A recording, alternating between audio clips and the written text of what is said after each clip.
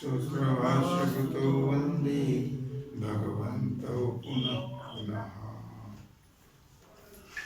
विचारसागर रहस्य तरंग 6वा हेडिंग 63 भट्ट मताचं खंडन पाठ क्रमांक 91।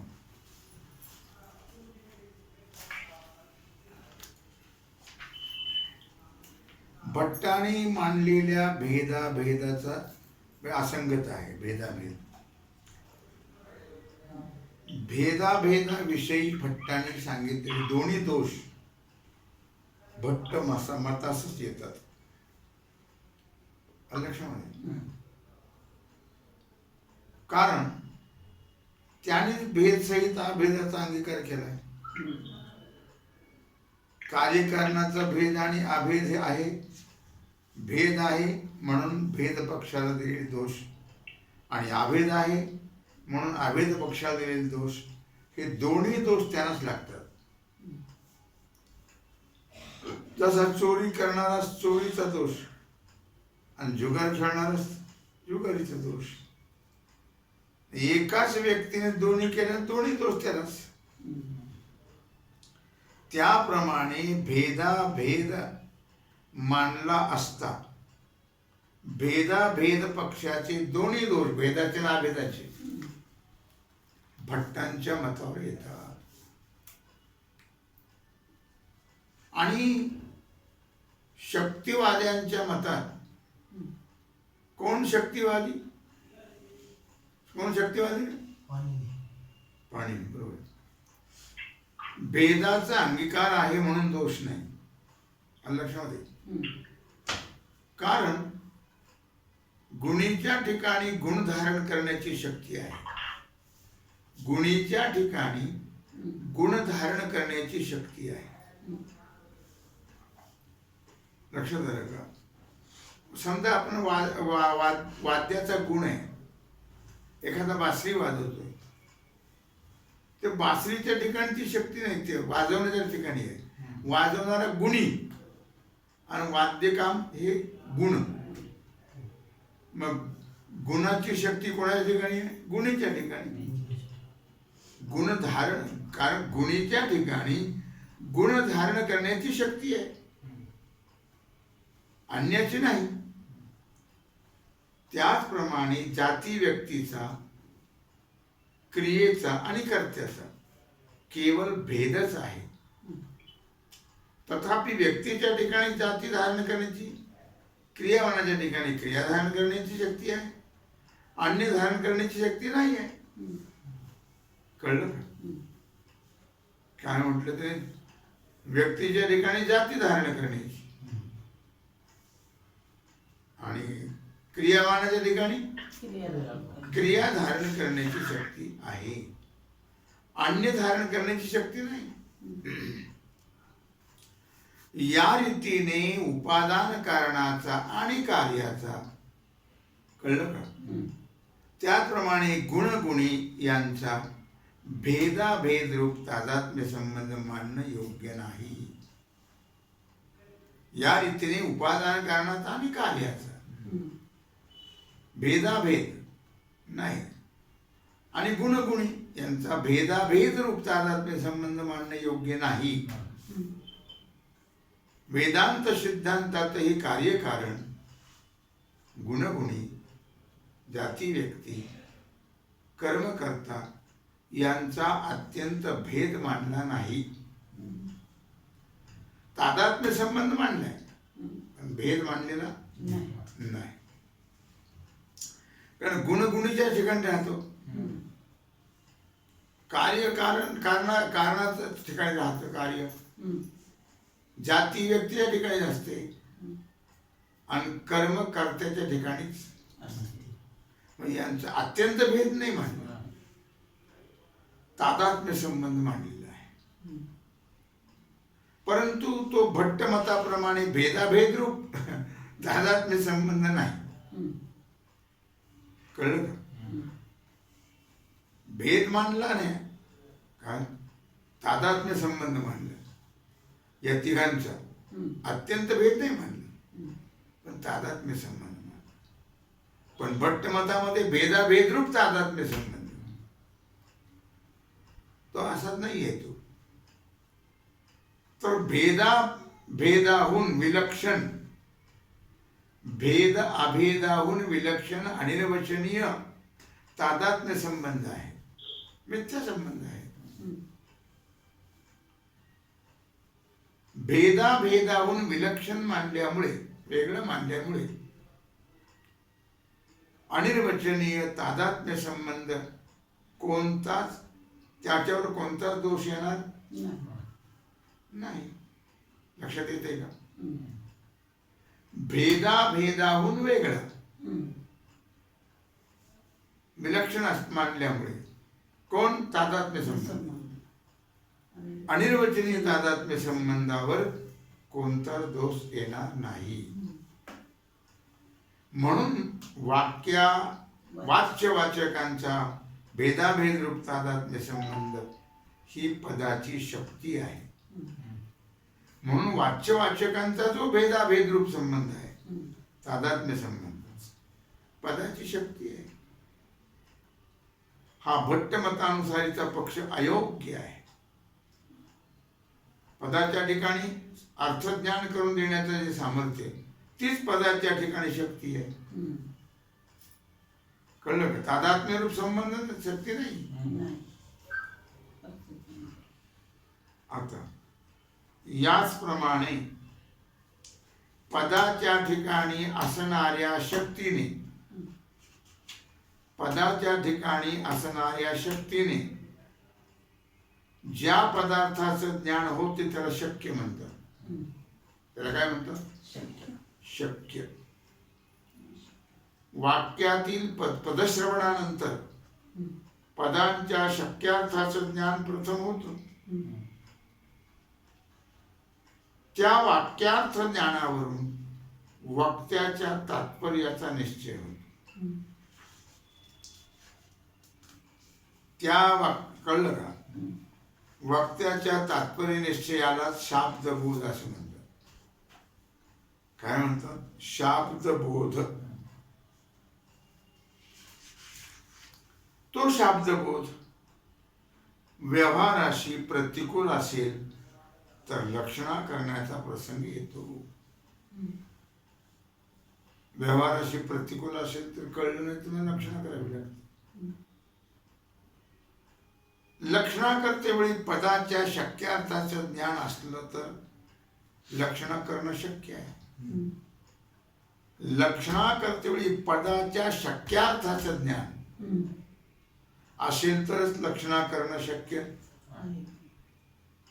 याच करता लक्षणेविषयी प्रश्न असता पदाच्या ठिकाणी असणाऱ्या शक्तीचं वर्णन ग्रंथकाराने केलेलं आहे.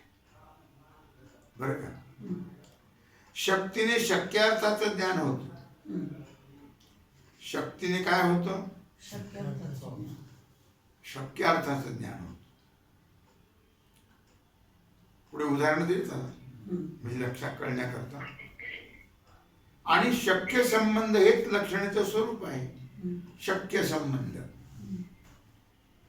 पदाच्या ठिकाणी ज्या अर्थज्ञानाची शक्ती असते, पदाच्या ठिकाणी ज्या अर्थज्ञानाची शक्ती असते त्या पदार्थास शक्यार्थ आणि वाच्यार्थही म्हणतात. घटपदाचा उच्चार केल्यानंतर काय होतं? कलशरूप अर्थ पुढे येतो. ते आहे शक्यार्थ. त्याला शक्यार्थ म्हणतात. ते दुसरं उदाहरण दिलं त्याने. जशी अग्निपदाच्या ठिकाणी अंगारूप अर्थज्ञानाची शक्ती आहे. अग्नी म्हणलं की चटका देणारा. अंगार पदाची अर्थज्ञानाची शक्ती आहे, अंगार रूप. म्हणून अग्निपदाचा अंगार हा शक्यार्थ आहे. दाह करणं. आणि वाच्यार्थही आहे. शक्यार्थ आणि वाच्यार्थ दोन्ही आहे. अग्नी हे पद वाचक आहे. काय सांगितलं त्याने? लक्षणा करण्याचा प्रसंग काय येतो? तर शाब्दबोध व्यवहाराशी प्रतिकूल असेल तर लक्षणा करण्याचा प्रसंग येतो. मग लक्षण येऊन कळतं, ते शाब्दबोध होतो. त्याच्याकरता आता लक्षणेचे भेद सांगतात. लक्षणा आणि लक्षणेचे भेद. लक्षणेचे भेद 3 प्रकारचे आहेत. 3 प्रकारची लक्षणं आहेत. जहत लक्षणं, अजहत लक्षणं आणि जहत अजहत म्हणजे भागत्याग लक्षणं. पहिली आहे जहल लक्षणं. ज्या ठिकाणी पदाच्या वाच्यार्थाचा सर्व त्याग करून वाच्यार्थाच्या संबंधाचं ग्रहण करावं लागतं त्याला जहल लक्षण म्हणतात. नीट लक्षात घ्या. ज्या ठिकाणी पदाच्या वाच्यार्थाचा सर्व त्याग करून, उदाहरण दिलं कळेल, वाच्यार्थाच्या संबंधाचं ग्रहण करावं लागतं, ती आहे जहल लक्षण. लक्षामध्ये जसं आता उदाहरण दिलं कळण्याकर. गंगेवर गौळवाडा आहे. गंगायाम घोषा. गंगेवर काय आहे? गौळवाडा. या वाक्यात गंगा पदाचा वाच्यार्थ गंगेचा प्रवाह आहे. गंगा कशाला म्हणतो आपण? काठाला का प्रवाहाला? प्रवाहाला म्हणतो. मग गंगा पदाचा वाच्यार्थ कशात आहे? प्रवाहामध्ये. परंतु वाच्यार्थावर म्हणजे गंगेच्या प्रवाहावर गवळ्याचा वाडा असणं शक्य आहे का? नाही. प्रवाहावर कसं राहील? पाण्यावर. मग काय करायचं? मग प्रवाह काय आहे? वाच्यार्थ आहे. त्या वाच्यार्थाचा त्याग करायचा, संबंधिताचं ग्रहण करायचं. वाच्यार्थ गंगा आहे, प्रवाह, प्रवाहाचा त्याग करायचा. आणि गौळवाडा कुठं असेल? काठावर. मग काठाचं ग्रहण करायचं.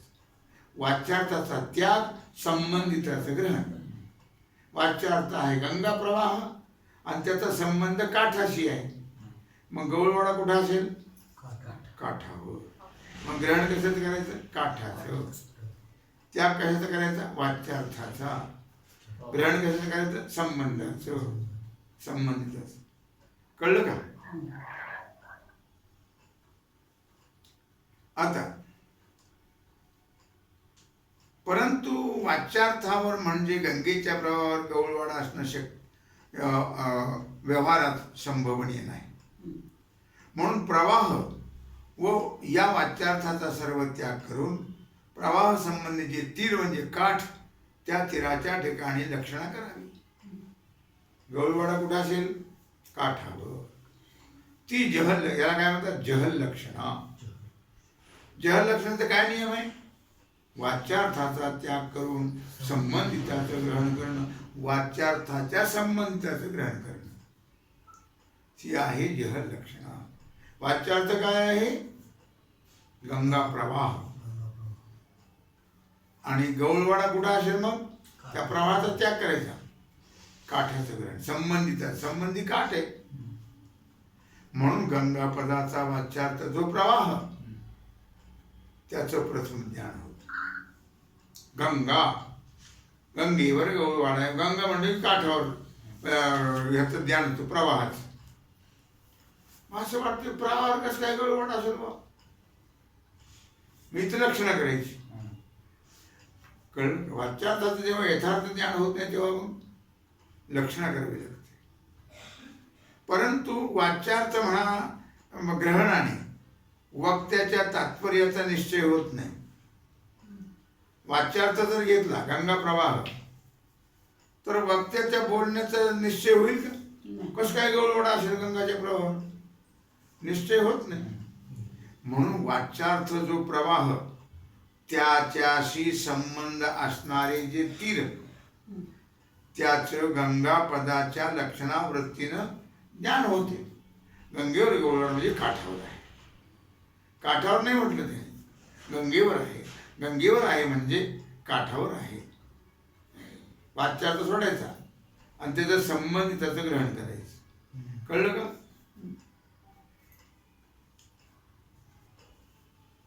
त्या वाच्यार्थाचा सर्व त्याग आहे म्हणून ही जहल लक्षणं आहे.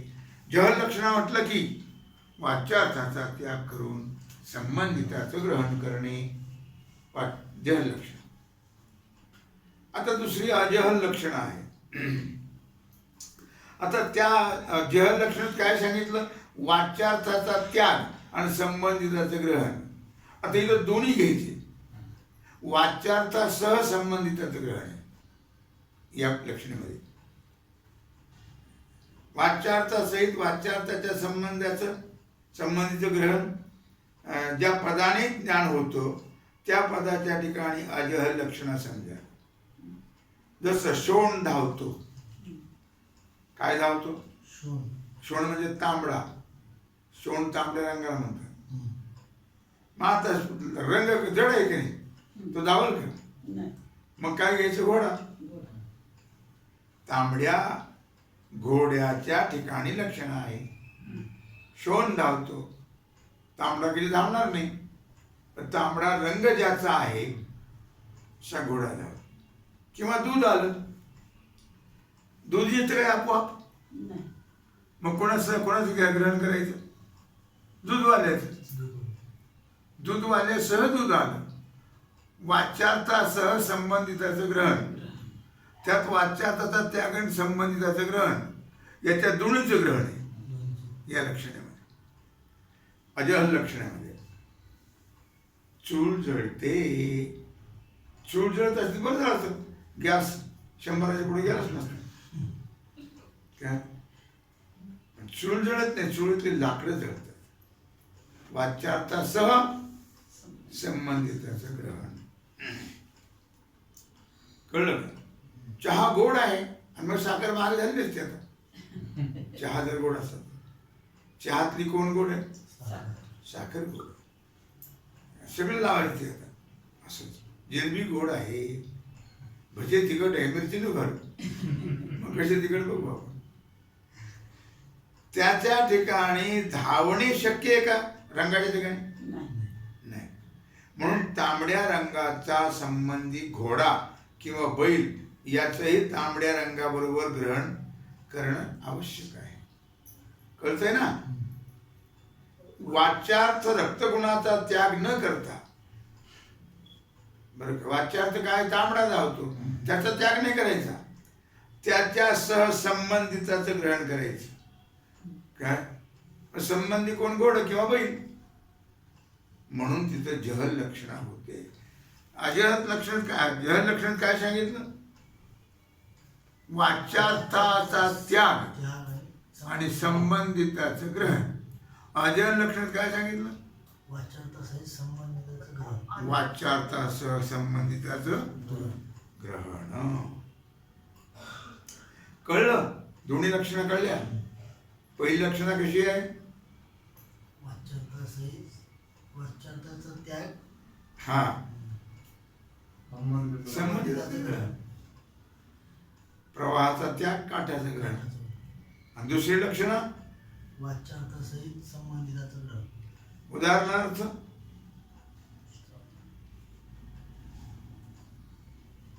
शोण धावतो म्हणजे तांबडा. तांबडा धावतो का? मग काय करायचं? वाच्यार्थ तांबडा घोडा घ्यायचा आणि घोडा घ्यायचं तर बैल घ्यायचं. कळलं का? आता भागत्याग लक्षण. जहत अजहत किंवा भागत्याग ही महत्वाची जास्त विशेष आहे. ही आपल्या वेदांतीय ज्ञान त्याला फार महत्वाची आहे. तत्वमसी महावाक्याच्या ठिकाणी ही बसते. जेव्हा पदाच्या वाच्यार्थातील काही भाग ग्रहण, काही भाग टाकून द्यायचा. काही भागाचं ग्रहण, काही भागाचं त्याग. आंबा खा. कळलं का? आंबा खा. घातला तोंडात की जाऊन खाल्लं. जमत ना? जमत. अरे ती कोईन 60 टाका लागेल ना. काही भागाचं त्याग आणि काही भागाचं ग्रहण. केळ खा, काय होईल? काय होईल? साल काढावा. हा, काही भागाचा त्याग आणि काही भागाचं. ग्रहण. जेव्हा पदाच्या वाच्यार्थातील काही भाग ग्रहण करून काही भाग त्याग केला जातो तेव्हा जी लक्षणा होते तिला म्हणतात जहत, अजहत किंवा भाग त्याग लक्षण. कळलं का? जसं तो हा पुरुष आहे, उदाहरण काय दिलं? तो हा पुरुष आहे. तो म्हणजे कोणता काळ आहे? भूतकाळ. आणि हा हा पुरुष. वर्तमान. नीट सांगा जरा, लक्ष दे. वर्तमान काळ. हा वर्तमान काळ आहे. जोरात बोलायचं ना, बरोबर बोलत होतं. काय? बरोबर बोलले. मोठ्याने बोलायचं मग. कळलं का? तो हा पुरुष. पुरुष. तो म्हणजे आता इथं दोन्हीचा त्याग करायचा आहे. तो भूतकाळ, हा वर्तमान काल, आणि घ्यायचं फक्त पुरुष.